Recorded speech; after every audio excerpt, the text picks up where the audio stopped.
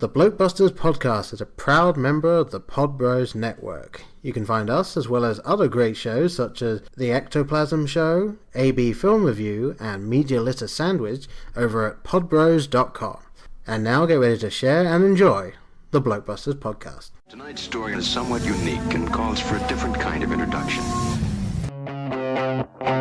Who's gone off? Today we are canceling the apocalypse! Excellent! Houston, we have a problem. Have you tried turning it off and on again? Get away from her, you bitch! And like that, he's gone. Welcome to episode 94 of the Blokebusters podcast. I'm Brian. And I'm Paul. And today we will be talking about the 2000 film American Psycho, directed by Mary Herron. Yeah, I'm kind of glad that you were the one that said the name there, because I wasn't 100% sure if it would be Herron, like, depending on what country you're from, I think. So, thanks for that. Well, apologies to Miss Herron, if I butchered that. But, and just real quick off the top, if anyone has not seen, which I'm sure is a lot of people, go see The Notorious Betty Page. That's one of her films, documentary about Betty Page and just how kind of, always women have been vilified for sexuality and all that good stuff. So it's a really good documentary. I was actually working in the theater business, a projectionist when that film came out. Yeah, that's one worth checking out. So, all right, but back to the film at hand. Yes, and I actually thought you were about to say, if anyone has not seen this, we are going to spoil it, which I think is... Oh, yes, absolutely, yes. For any, I always forget to mention there could be newcomers here, every episode, possibly, hopefully. Yeah. That's the idea, is to pull in new listeners. So If this is your first time out, this is a spoiler cast. We do talk about all aspects of the film, ending, all that good stuff. So if for some reason you haven't seen this film and would not want it spoiled for you, hop off and watch it and then hop back on. Exactly.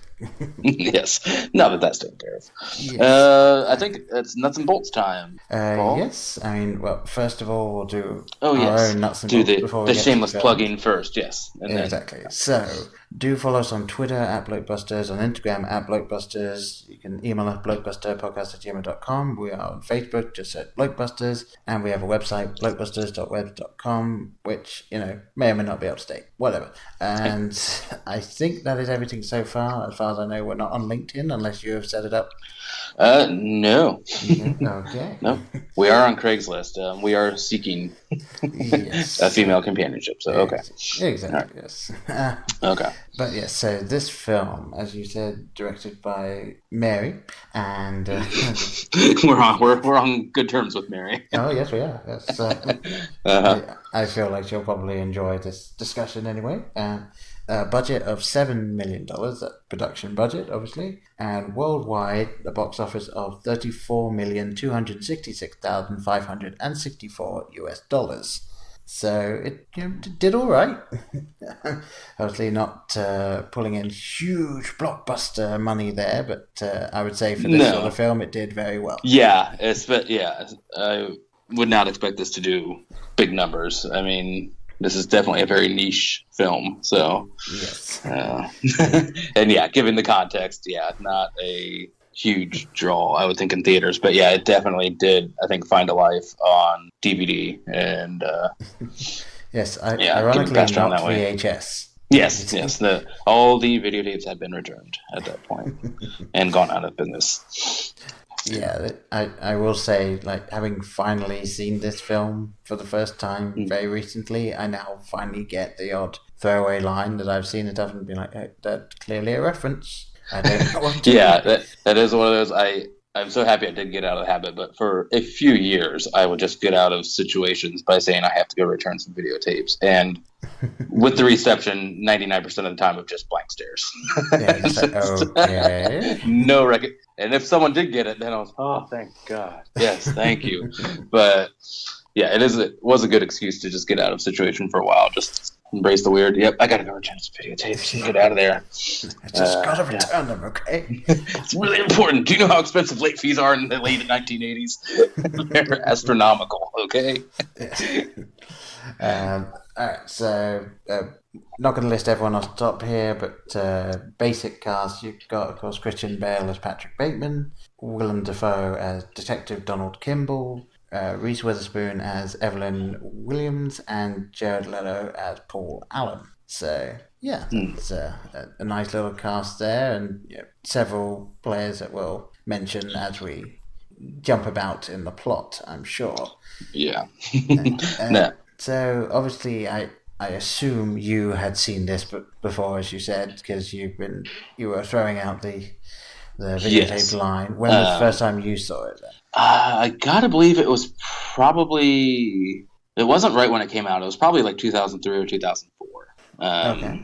Just like you could still actually, I think you're renting DVDs at that point, and I think it was just one of those one night. And just knowing that it was one of those that had meant to watch for a while and finally got around to it. And I mean, not to say I would not use the term fell in love with this movie, but because I don't think that's appropriate. But I certainly recognize the importance of this movie and like what it was saying, and and the performances, and there's a lot to like about this, but that we'll get into. But that was my first experience. I think we had talked off mic about this. I had shamefully not read the novel it is based on by Bret Easton Ellis. That's one of those books that everyone is supposed to have read, and a lot of people say they've read, like Moby Dick or whatever, but, older stuff. But I do feel like that's one of those I should have read at some point. But I don't think you had not read it either. No, and to be perfectly honest, I wasn't aware that, even when I became aware of American Psycho the film, I wasn't aware that it was based off a book. Oh, yeah. So it's not. Maybe it's one of those things that in America it's on a lot of reading lists at schools, but just like it isn't in the UK. Like I don't know if that's just how it comes about. And I've also not heard of the author, so it might just be a nationalizing thing, like just not as big outside the US. Yeah.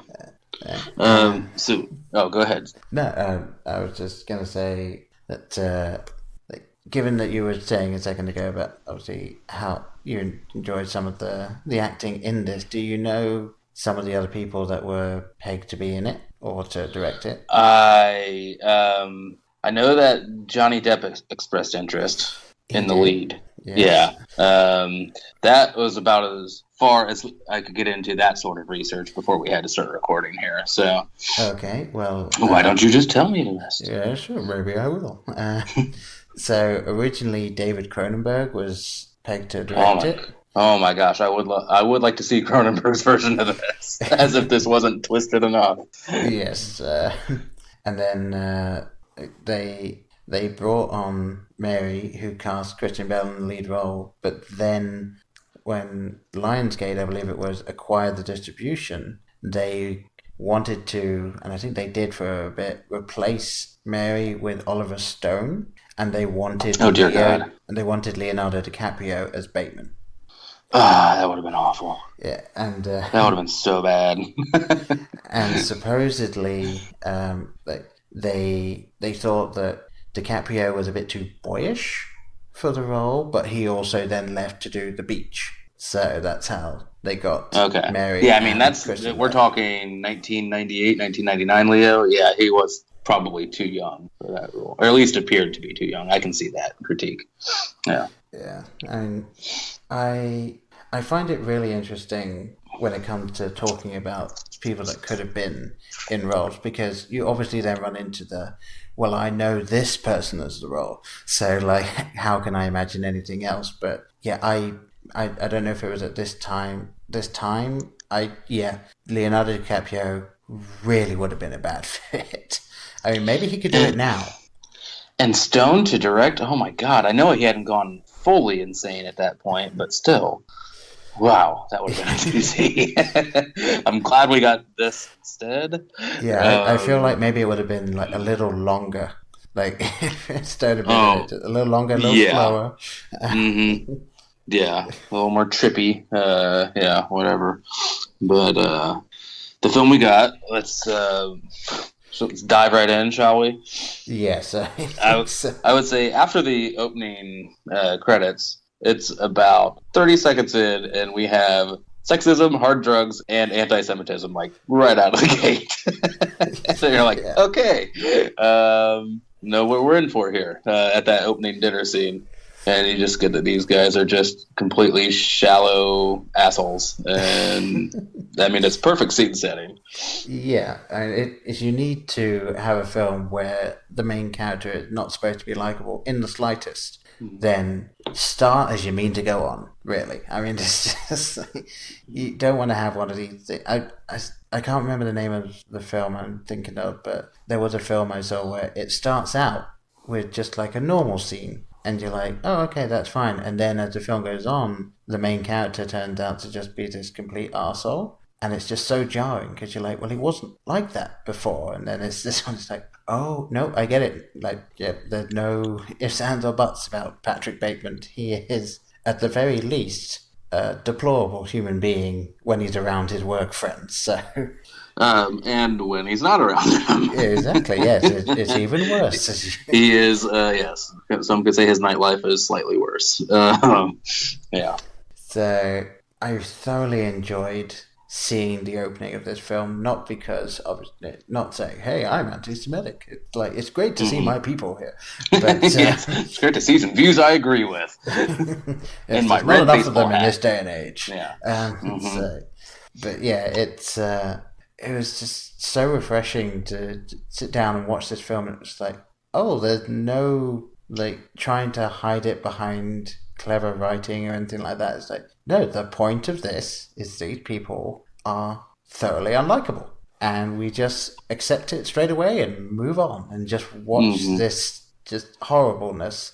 I mean, I know it's clearly a jab at several things, consumerism and things. So capitalism. Our consumerist culture.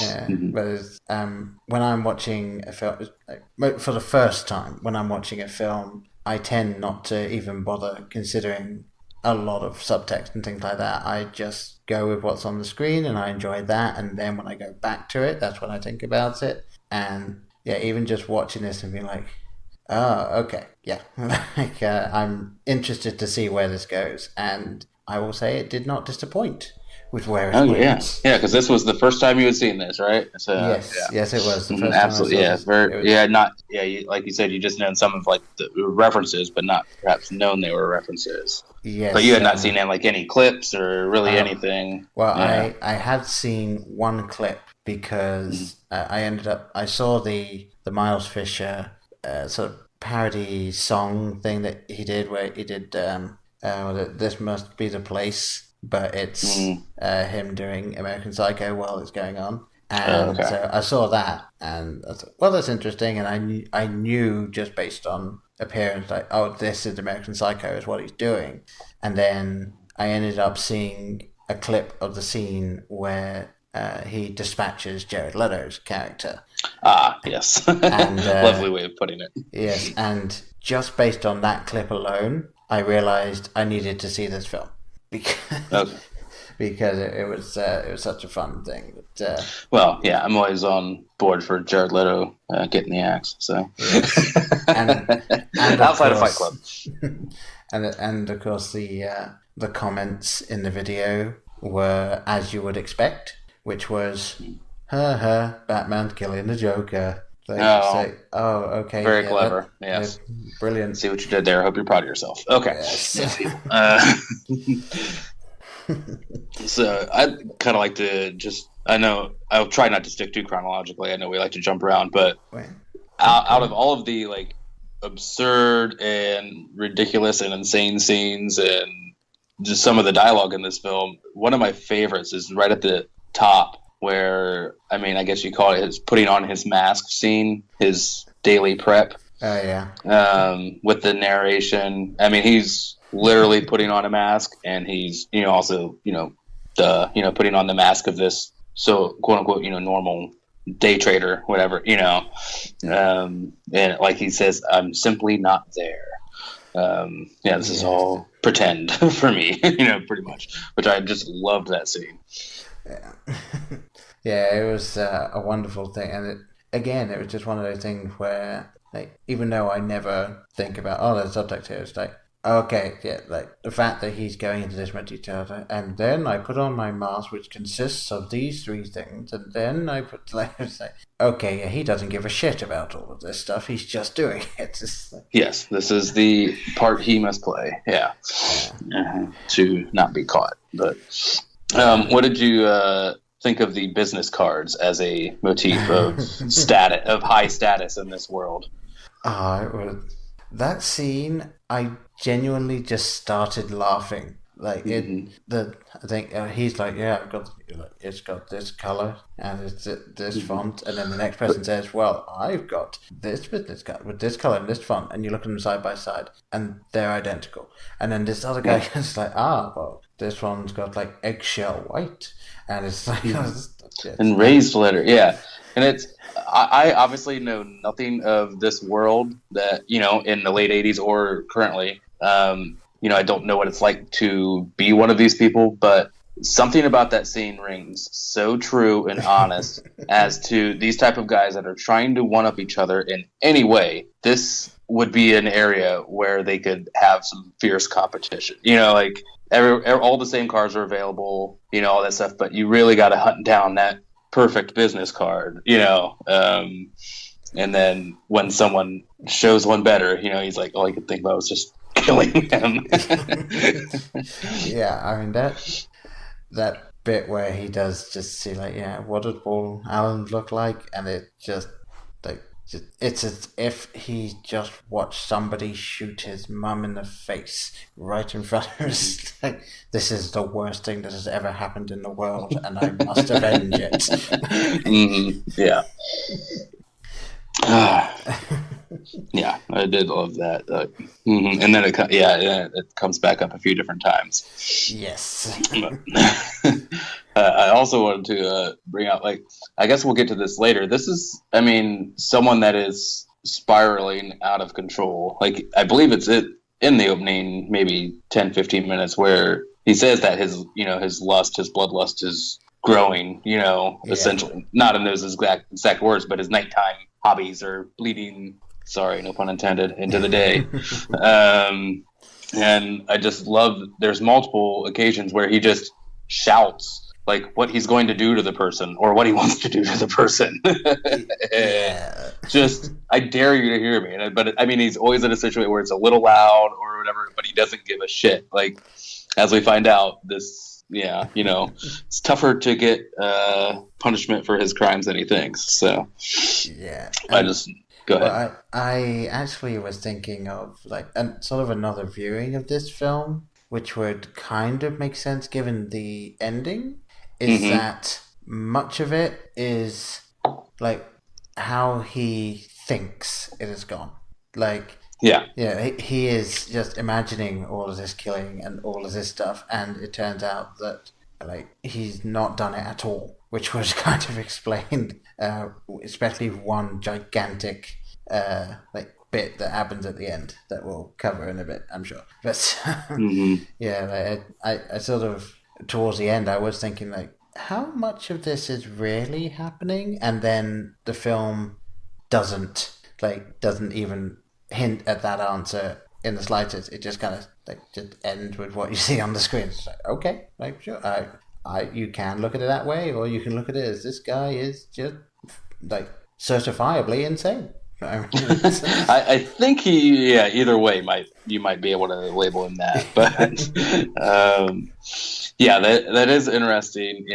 That does come through with subsequent watches. Even for an 80s movie, those cop cars blow up really easily. Let's just say that. Even for some Beverly Hills Cop action, that's still a couple bullets and kaboom.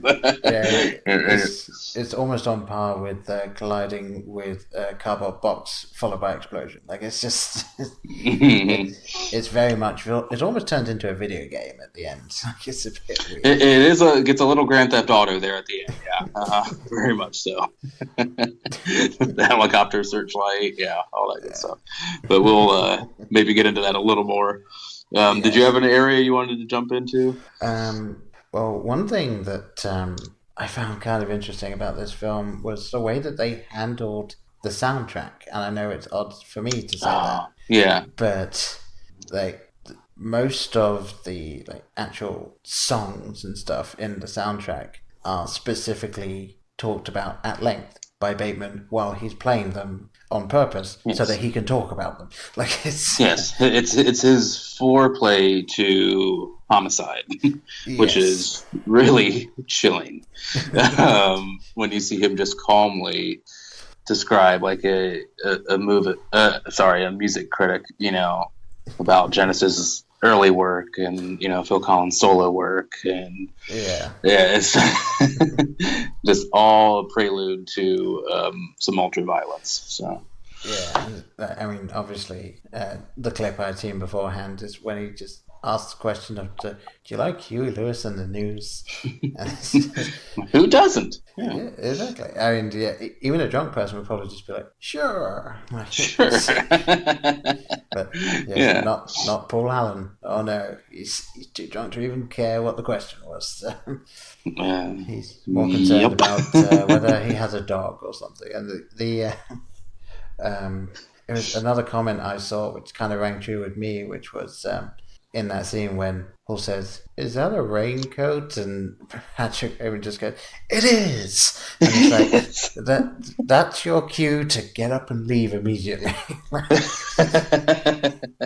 I mean, we had to go along with the fact that Jared Leto's character is very intoxicated, which, I mean, to not kind of, I mean, you shouldn't be able to see your own demise coming, but you should certainly feel like something is amiss. Yes. Yeah, just like, do you have a dog or something? No. Like, okay.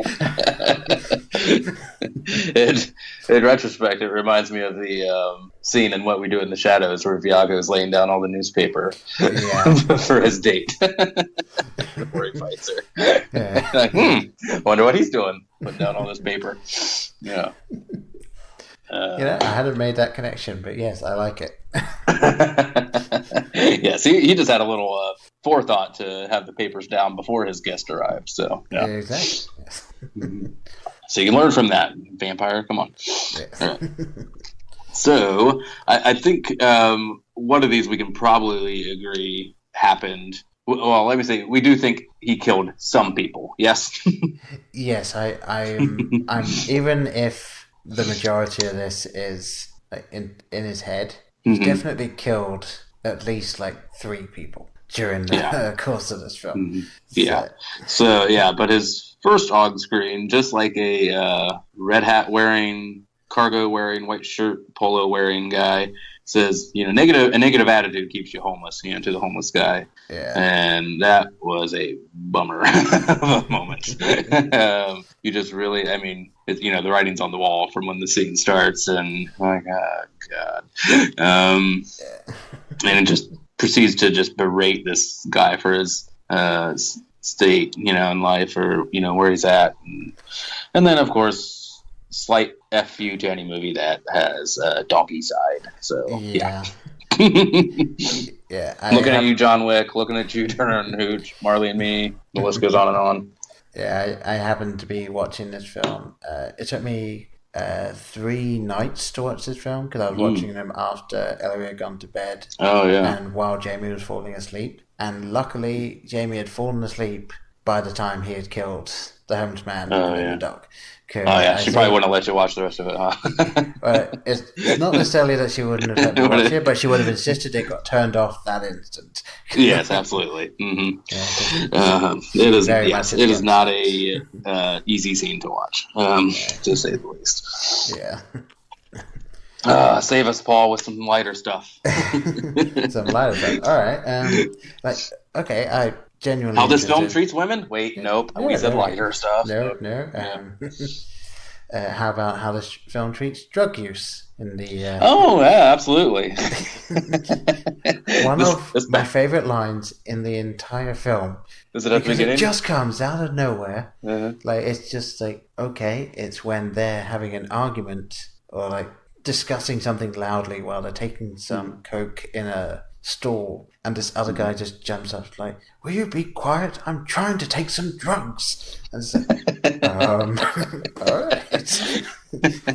Yeah, that was a little out of left field. I also liked right in that opening dinner scene, the guy comes back from the bathroom. This restaurant doesn't have good bathrooms for Coke. I don't know quite what that means. Does that mean 0 stalls, or I don't know what that means. I imagine it means they've got one of those like toilet roll holders that's just the one toilet roll holder that's a little small. Or it's too rounded or something. Yeah. I don't know. Sorry, I'm square, people. I'm not doing Coke in restrooms, so sorry. I know you thought I was that cool, but Yes, I'll admit it's been a decade or so since that's been a thing. yeah, you know what? I was just a little too young in the '80s to be enjoying it. Me too. Definitely you, yeah. I was saying, yes, in fact, if we assume that this film takes place in the early half of 1987, I was not around yet, so there you go. Oh, yeah, there you go. Yes, you were quite young indeed. Yeah, exactly. Yeah. So this is, that's what I'm saying. It's supposed to be 87, but isn't there one point where the model in the second threesome says she met someone in 88 or 89? Do I recall that line? I don't. Like if they had met, or if Patrick had met in 88 or 89? She might have been talking about a club. Okay. Yeah. See. Yeah. There's another sign of my coolness. Yeah, well, I don't know. Well, correct me with what's going on there. But I thought I heard that my retention isn't the greatest, even for having seen the film an hour ago. Yeah. Well, the only thing I can think of that, like, obviously during the film, there is a huge amount of just like restaurant names and club names just thrown out. It's like, oh, like where do we want to eat? Here, no, here, no, here, no, here, no, here. Just, I think he rattles off like 10 at some point, and it's all of these restaurants that I don't know if they actually did exist at some point, and I've just not heard of them, or if they were just supposed to be stupid names. I think they were just all supposed to be trendy sounding 80s New York restaurants, all with a gimmick, all with like the perfect, you see it in the opening, the perfect plating, and they all have, some sort of catch or gimmick to it. The menu is in Braille. It is a super large menu that I will hold in front of you. That was my favorite. Yeah, I did enjoy that one where it's just like, yes, the menu's in Braille, and it's like, okay. Although if you actually look at the menu, if you know Braille, and I don't know it, but I do know like a couple of letters. It's like, I'm fairly certain that menu was not in Braille. I think it had like the Braille and then the translation to the right. I think if I like what it was, Right. Yeah, like the print name. I believe I didn't freeze frame it, but I think that's what was going on there. But yeah, all of these just shallow, trendy places. Dorsia. Oh, you can't get a reservation at Dorsia. Yeah, I was thinking like after this film, it's like, I know that it's supposed to be all these stupid places that you don't actually want to go to and they're too expensive, but I kind of want to go to Dorsia after the amount of times they're just trying to get in, or just like, oh yeah, I do go to Dorsia. Like, I don't know. I don't even want to waste a Google search on to know if that was a real thing. I doubt it is. But oh no, I'm not going to bother searching that. Yeah. I don't need that kind of sad search in my search history. Is this Restaurant for American Psycho real or not? I need to know. Yeah. I got more going on in my life than that. Not a whole lot, but a little.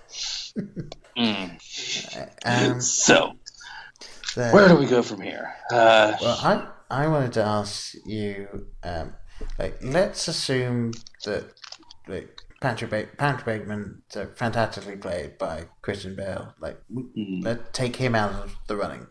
Who is your favorite character, in the film? Okay. Either because of the portrayal or just because of the characterization. I think I gotta give.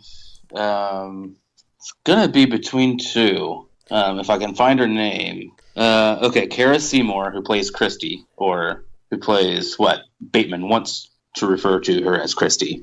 Yes. We don't learn her real name. Christy, or his assistant / secretary, Jean, played by Chloe Savini. I thought those were both fascinating characters. Probably I'd lean a little more towards Jean, just because of her kind of just infatuation with Bateman. I don't know if that's fair to say, but definitely an interest of, his prestige, of his, level of success. But also Chloe Sevigny's just a phenomenal actress, and I can watch her do anything.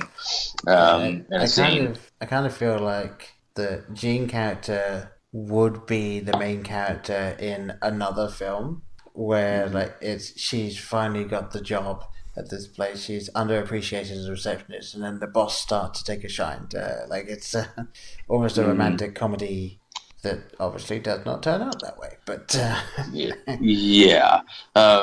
But she does have just a lot of these great moments, and then the kind of culmination between the two characters when she is at his apartment. We'll get to your favorite secondary character in a second. I want to hear that.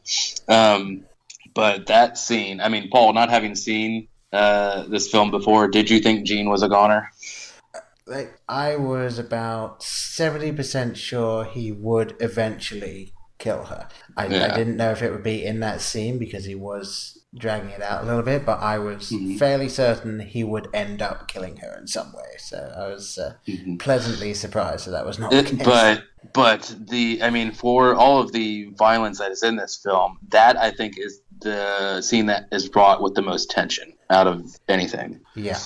Because there is this will he, won't he. You can see it's boiling in his eyes, that he has to do this thing. And, he goes to his murder closet.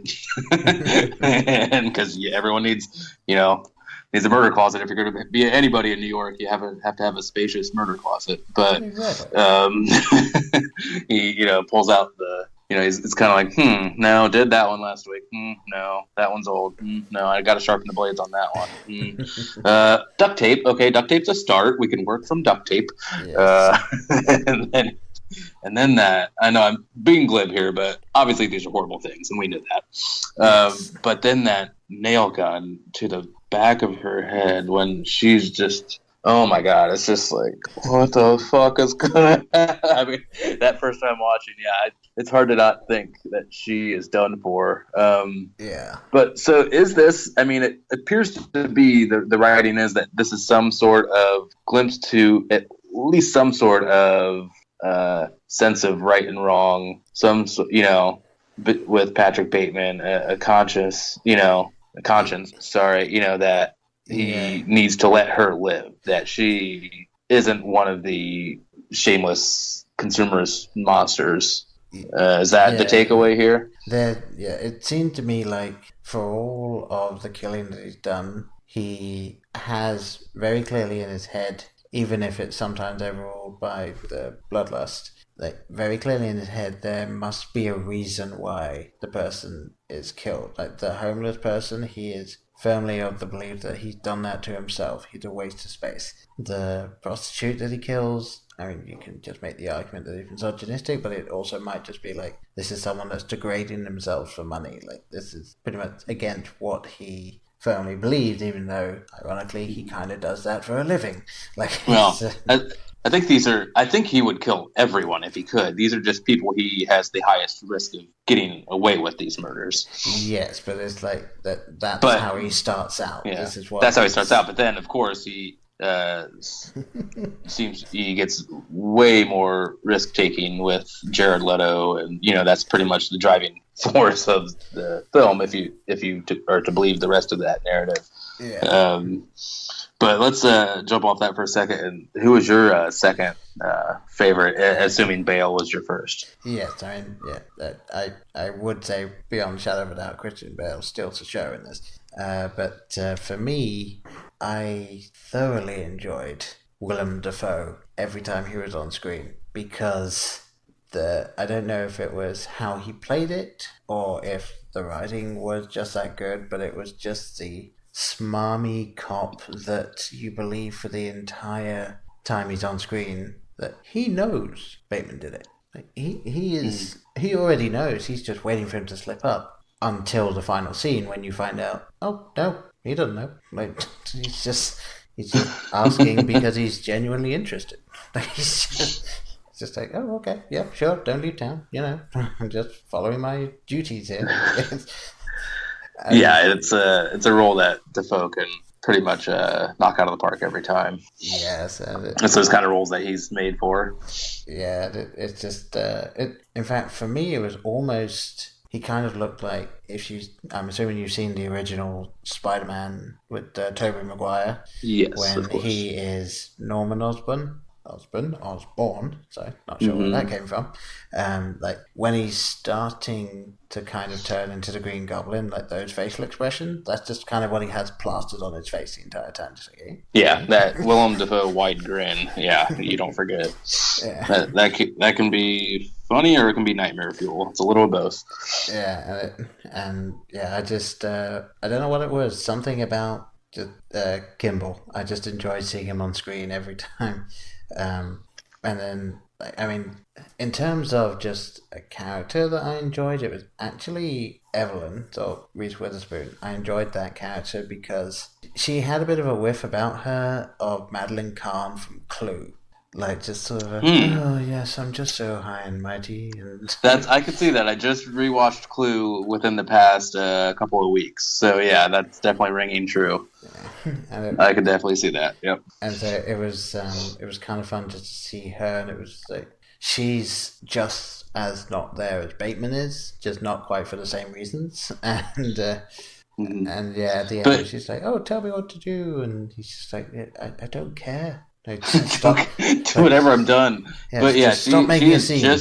She is just as shallow. She's just a little more pragmatic about it. Like, your friends are my friends are your friends. It makes sense for us to be together. I don't care if we don't love each other. That's essentially what she's saying.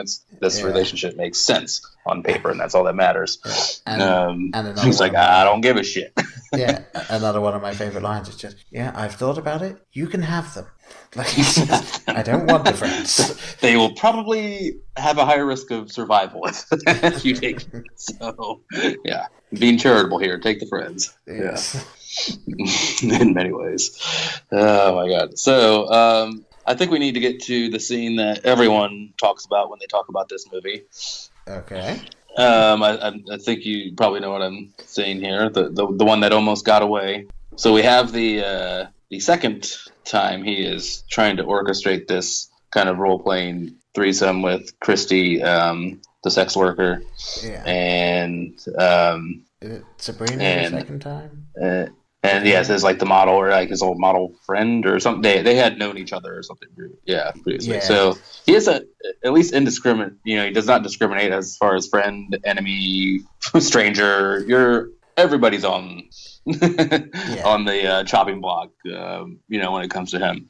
But yes, that night, and he obviously drugs their wine. They proceed with the matters at hand in the bedroom, and I won't ever forget that first time watching this, and then I'm interested to hear your reaction. The moment you realize it is not fun happening underneath those sheets, at least not for one of the people. Yes. And you see the blood coming through the bed sheet, and of course Christie's justifiable reaction of scream and horror. What was going through your head while you were watching that? When it became obvious that it was not fun, I was kind of expecting it. I wasn't necessarily expecting it exactly what happened at that moment. Yeah, but I was thinking, he hasn't actually attempted to kill someone in a little while, and I had expected him to try and kill them the first time. When he obviously didn't kill Christie at that time, and he must have killed the other one later, I guess. I don't know. But yeah, I was kind of thinking, okay, how is this going to turn? Oh, it's going to turn right now. Okay, that's how that happens. And then, even though I knew that at some point Christian Bale chases them with a chainsaw, and only a chainsaw. It was still just so fun just to see him turn up with that chainsaw. It's like, okay, he's officially gone off the rails. Like I know that, obviously just killing people almost indiscriminately is definitely loony territory, but chasing someone naked, holding a chainsaw, that's the deep end. Yeah, it's. I mean, clearly, yeah. I see. The genre sometimes describe this as dark comedy, horror, thriller. There are comedic notes to this in all these awful things that are happening, and it's one of those visuals that's just so absurd. You kind of just have to marvel and freak out a little bit, but also have a chuckle at the sheer just audacity and insanity of that moment of him chasing this woman down. Yes, with nothing but a chainsaw, covered in blood and maniacal grin. It's one of those images that stick with you. If you've seen that movie, you know exactly what we're saying. Yeah, and the bit when he does drop the chainsaw. Yeah, lucky. I mean, luckier. About as lucky as the Night King with the javelin, but it's for Game of Thrones people. I like to throw in a reference every now and then. Paul just goes right over Paul's. I understood the word you were saying. Okay, great. It's another one where it's like, okay, I know the character, I know what you're referencing, I just haven't seen it. But it is major season 7 spoilers for people that aren't caught up, so let's not go into it any more than that. Oh, because as far as spoilers go, people get really pissy about their GOT spoilers. Yes, I mean, obviously, spoiler: someone dies. Ooh. Yeah. I mean, maybe, probably. Probably, always, definitely. Yeah. Mm-hmm. Yep. Okay. Or something. Okay, that's all I'll say. All right, sorry, take that part out. Oh, no, I'm leaving it in. Oh, great, yes. Where to now? Should we get to the... I think we need to get to the third act of this film when things really start to heat up. I guess that's kind of where we're headed after that chainsaw. We talk about the most... I would say that probably the most memorable bit, but the most out there bit is kind of like where I want to go there. So... Obviously, he's done all of this stuff. We've seen him genuinely just go batshit crazy, and he breaks up with Evelyn, and then he goes to an ATM. Yes. And at this ATM, there's a cat. So he picks up the cat. Yes. And what happens next is the ATM gives him a message. Yes. Which says... Feed me, Seymour, feed. Feed me a stray cat. Mm-hmm. So this is the point when I was genuinely not sure if this was supposed to be happening or if it was all inside his head or if it's like... If it was a muddled gray mixture of the two. Yeah. Yeah, because I kind of felt like, again, watching it for the first time and just what I took away from it, that was the point where for me I was like, oh, I genuinely do feel that my version of this film is that everything we've seen so far should be taken with a pinch of salt. Like how much was real, because there's no way an ATM just tells you to feed this a stray cat. So it must be a perception thing that we're watching, because there's no hint of there being a shift or anything like that, at least cinematography wise. So no, yeah, you're not giving any kind of movie trick nods that this isn't real. Yeah. So and then as I'm thinking all this, he goes to shoot the cat and then shoots an old woman. Well, yeah. I'm sorry, I know these are movies, but I'd rather the old woman go than the cat. Sorry, that's where I'm at. Yeah. No. And then this is the point where it does just turn into Grand Theft Auto. So obviously, shoots that woman, and then two cop cars right at the other side of that alley or whatever, and then the chase is on, and the murder spree. Yeah, he's just running around. He blows up the police car. He goes into an office building and then shoots the guy on the front desk, and then shoots someone else. Leaves, appears to go into a different office building, walks past someone, and just goes upstairs. Like, it was just wait, what? Because I mean, again, I'm assuming it was an allegory for something, but he goes into the second building and it looks identical to the one that he had just gone into. So I was like, oh, is this like that's what he thought was going to happen, this is what is happening? Is that what, I was slightly confused, and I enjoyed that with this, because it just kind of go like, okay, fuck it, we're going with this now. I did like that. How it's just, I mean, everything's just kind of a mirror, or it's all empty and shallow. The buildings, the people, yeah. But yeah, we get the voicemail confession, which is a fantastic performance by Christian Bale. Yeah. Where he unloads all of his crimes. That he's killed at least 20 people, I think. 20 to 40. 20 to 40. 20 could be 40. I think he said I killed all in all probably 20 people, maybe 40. Yeah, maybe double of what I just said. He said I had to kill a lot of people, or killed a lot of people. There's some crazy shit in that confession. I mean, obviously he is cracking up, and where do we go from there? Because we get to the next day. He goes to Paul's apartment, which is where he has been doing all the killing. And there's just nothing. It's just gone. And that's another slight nod to, is this real? Is this not? That basically cemented in my head to me that the majority of the killing did not happen.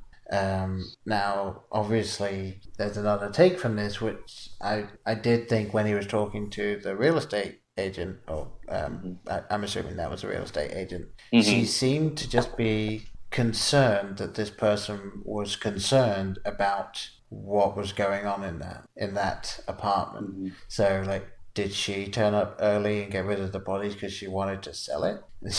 Real estate agents will do anything to sell a property, so don't put that past them to hide some bodies, or that. Certainly, if the police had discovered that, you think that would have, made the news. Yes, and then people would be less likely to buy the place, or they'd have to sell it for cheaper because someone died there. For New York, I would take that. Yeah, I would take any discount I could get. So, but that's just me. So that happened, and then of course he goes to lunch, but then Gene finds the notebook. So with his with the little stabby drawings, and again, you can see my take from that would be, so everything that we saw it because he's drawing what he's imagining would happen, and we were just seeing what he's thinking, and then he's drawing it out, or is it just as well as drawing all of these things in the book, he then went and did it? But I imagine that was another thing that you enjoyed. Just seeing her reaction to finding this. What was it originally? Just was it great. Like a date book, and then it just just a calendar book, and then there's a couple drawings on one drawing on a page, and then it's just full of this awful brutality. And then the occasional 14-year-old drawing boobs in there as well. It's middle school notebook. Yes, not that I ever did any of that childish stuff, but I just had no artistic talent. Otherwise, maybe I would have. But So go ahead. I was just going to say, and this is one of the rare cases where we actually are just going through the plot, because this is it's important that we do that for this, because the ending, he goes to the restaurant. And he's just talking with his friend, clearly still shaken. And again, a little bit, as you might, if that had happened, or if you even thought it happened. Yeah.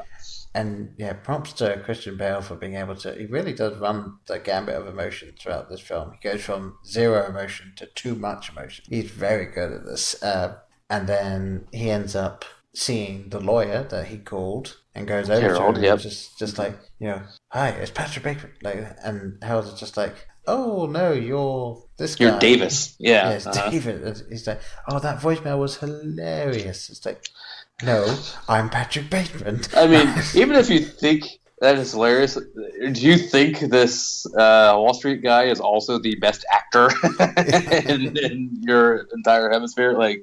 Because that was a bawling, maniacal, just loose, insane confession. And you're that was really funny. You got your voices down and everything. Yeah, you're really committed to the bit. And the like the whole thing, it really just seemed to be like they were saying that this guy very clearly gets so many people doing practical jokes on him all day and taking it too far, and he's just like, okay, seriously now, like I've got to go. Will you stop this? It's just, oh, okay, yeah. There is going to be no resolution to this film, is there? And and Harold even says, I had, or I saw Paul Allen in London like twice or something, So once again, did he see them, or is it that thing of he calls him Davis, the other guy calls him Marcus? Nobody knows who the fuck anybody is in this world. They're only concerned with themselves and their own appearances, how they're presented to the world, to ever bother caring about who someone else is. Or no, maybe he was sort of almost a Better Call Saul type lawyer, where he got the phone call and just like, shit. Okay, so he went and cleaned up all the bodies. He was like, no, I had dinner with Paul 3 days ago. Wink, wink. Yeah. I know this never happened. Wink, wink. Don't kill me, right? Wink, wink. Yeah. I'm on your team, buddy. Knock, knock. Don't fucking touch me. Don't touch the watch. Yeah, and then he kills him. Yeah. And just like an ending that I feel you're outside of an art house film, you're really not going to find anymore, which is just, there is no ending. He just goes, says this confession has meant nothing, and that is the end. There is no end. It's just... He realizes in this world that he will never face punishment for his crimes. Yeah. And even though I think he wants to at this point, he has tried to, get caught, you would say, for the entirety of the movie by escalating his behavior, if you're to believe all of that. And with his just straight up confessions in loud clubs and aforementioned. But even when he straight up confesses on a voicemail and then doubles down and says, no, that wasn't a joke, it was real, still nothing. No one's going to believe him in this world, and he has no punishment for his crimes, and that confession has meant nothing. And a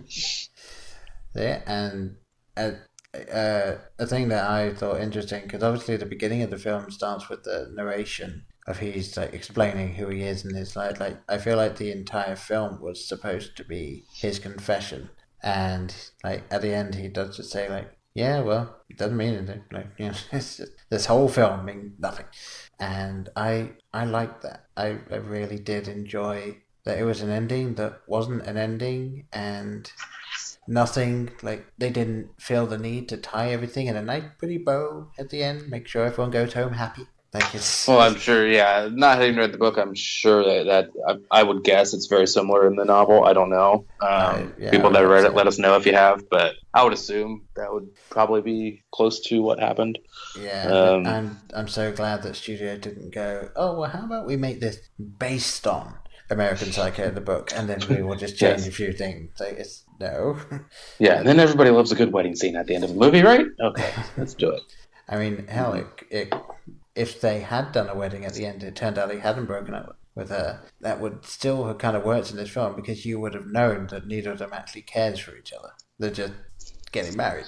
That's just what you do, apparently. It would have had this undertone to it that would have been really cool. But so I wouldn't have minded the wedding scene just because of that. But yeah, it wasn't needed.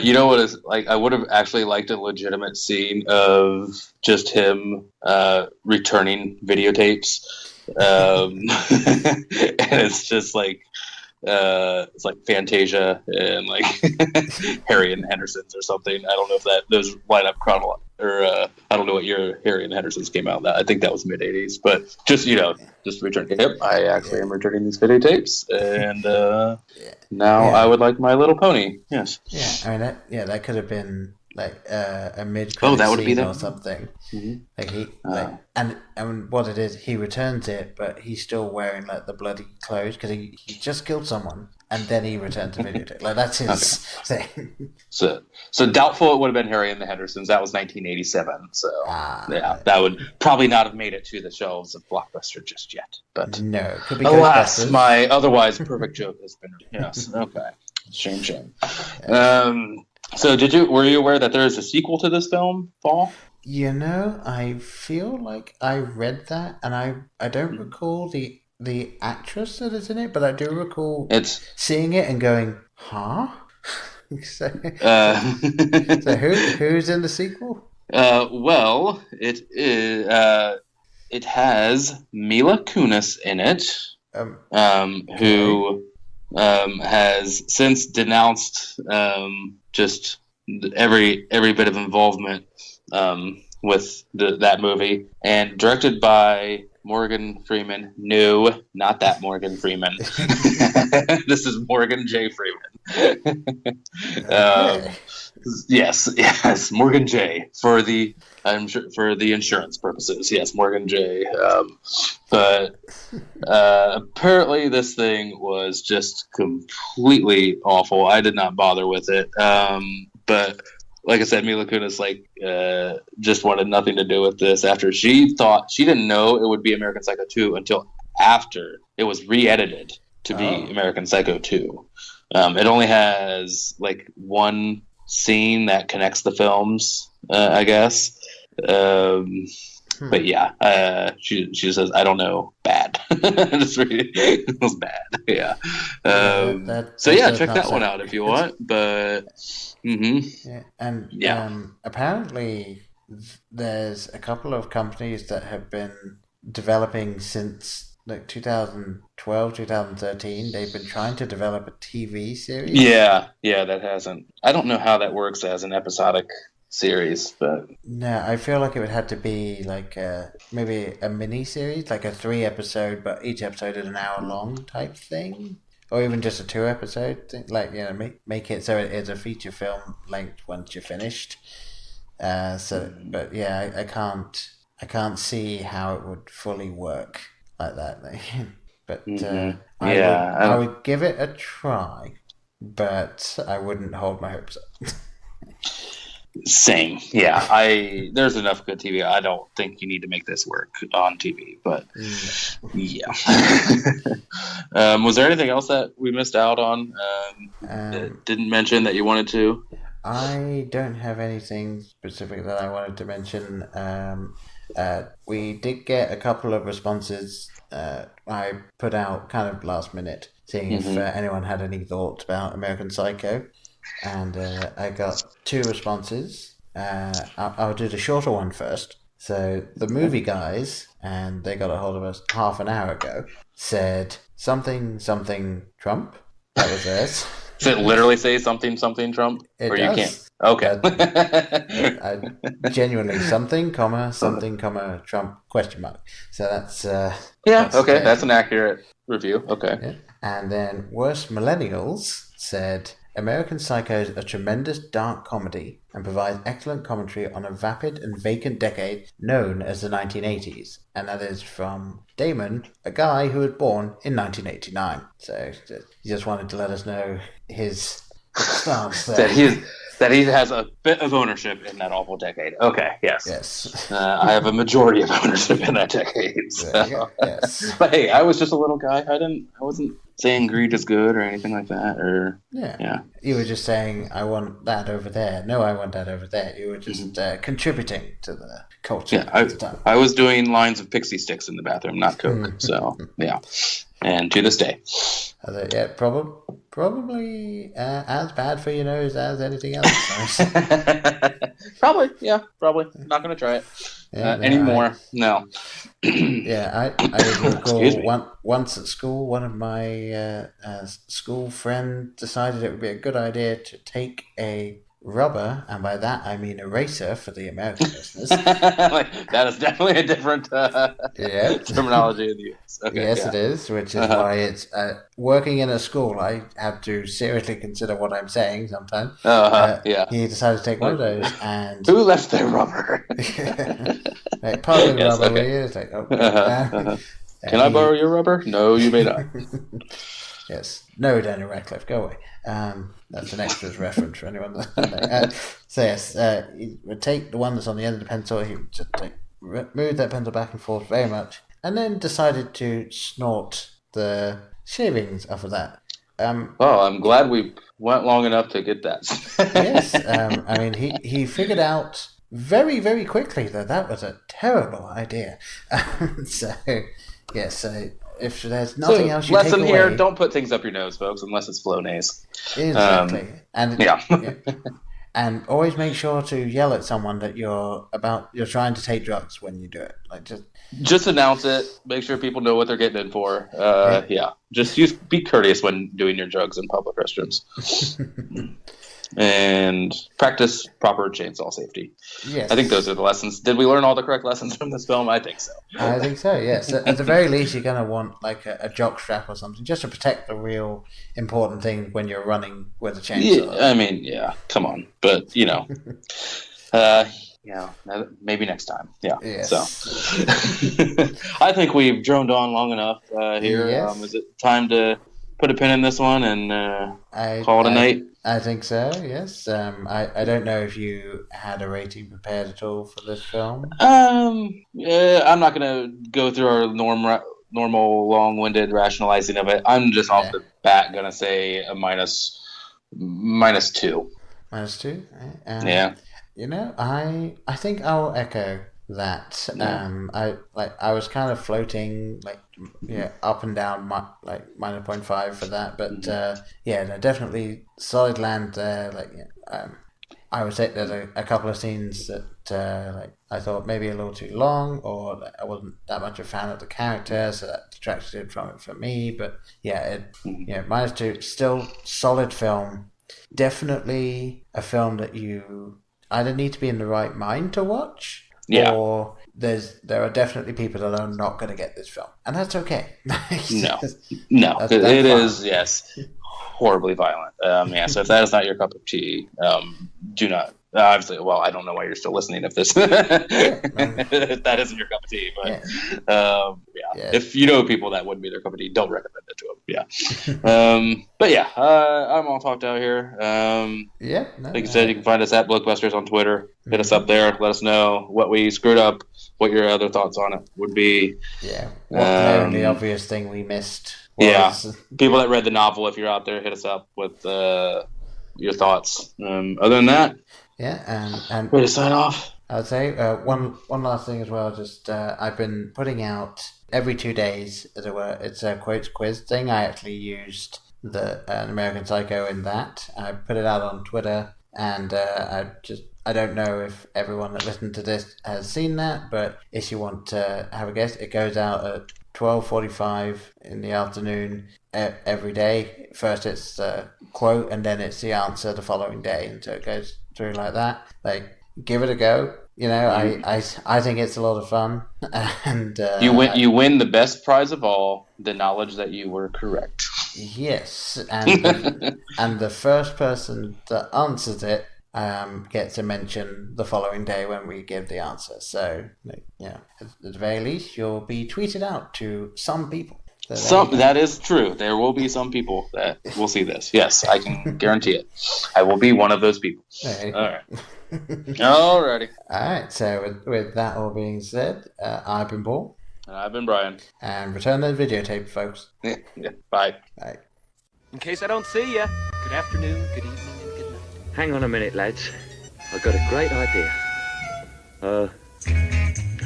Louis, I think this is the beginning of a beautiful friendship. You're still here? It's over. Go home. Go.